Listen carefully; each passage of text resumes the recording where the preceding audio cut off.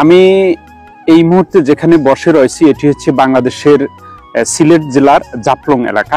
এই জাফলংয়ের পাশেই রয়েছে ভারতের মেঘালয় রাজ্য।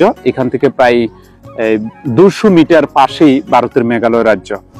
আর আমি যেই বিষয়টি আপনাদেরকে উপস্থাপন করছি সেটা হচ্ছে আমরা সমতলের মানুষ যে সকল বিল্ডিং বা কনস্ট্রাকশন করি, এই কনস্ট্রাকশনে অন্যান্য উপাদানের পাশাপাশি আমার হাতে যে বালুগুলো রয়েছে এগুলো হচ্ছে সিলেট সেন্ট।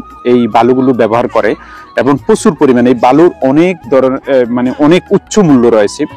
এগুলো বিল্ডিং এর কাজে ব্যবহৃত হয় এবং এগুলো কাঠ শিল্পের জন্য ব্যবহৃত হয়। তো এই জাফলং এর যে হ্রদ রয়েছে, পাহাড়ের যে লেক রয়েছে, এই লেকের মধ্যে এই পুরো লেকটি এই সিলেট সেন্টে ভরপুর এবং পাশাপাশি রয়েছে এখানে পাথর। এই অঞ্চলে পাথর উত্তোলন দীর্ঘদিন থেকে বন্ধ রয়েছে, যার কারণে এখানে পাথর উত্তোলন করা হয় না এবং এই বালু উত্তোলন করা হয় না। এখন এই বালুগুলো যে পরিমাণ পড়ে রয়েছে তার মূল্য হয়তো কয়েক হাজার কোটি টাকাও হতে পারে। তো আমরা অনেকে জানি না আসলে এই বালুগুলো কোথায় থেকে আসে।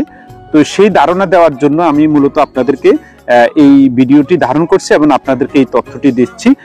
এই লেকে পুরো লেকটা হয়তো পাথর, না হয় সিলেট সেন্ট অথবা বালু।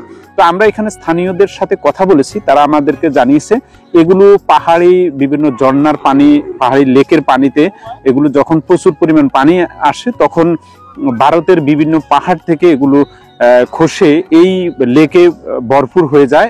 সাথে পাথর আসে, সিলেট সেন্ট আসে এবং লাল বালু আসে, যেগুলো দেশের, যদিও এই এলাকায় নিষিদ্ধ, কিন্তু দেশের অনেক অঞ্চলে এগুলো উত্তোলন করা হয় এবং উত্তোলন করে সংগ্রহ করে বিভিন্ন এলাকায় বিক্রি করে। তবে সিলেটেরও বহু জায়গায় এই সিলেট সেন্ট এবং লাল বালু উত্তোলন করা হয়।